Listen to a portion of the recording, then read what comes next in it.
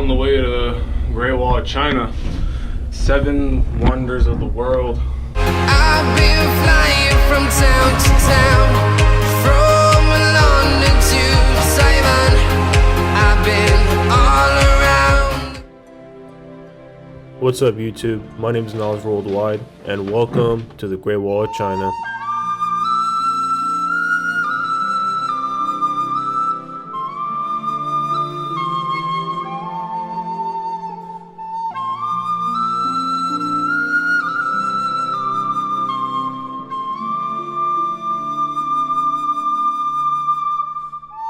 Located in northern China, the Great Wall is an ancient series of walls and fortifications totaling more than 13,000 miles in length.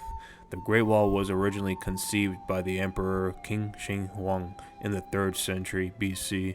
The Great Wall was built in the 14th through 17th century AD during the Ming Dynasty. Though the Great Wall was never effectively prevented invaders from entering China, it came to function as a powerful symbol of Chinese civilization's enduring strength. The Great Wall is the longest structure built by humans. The height of the wall is about 30 feet or 9 meters high.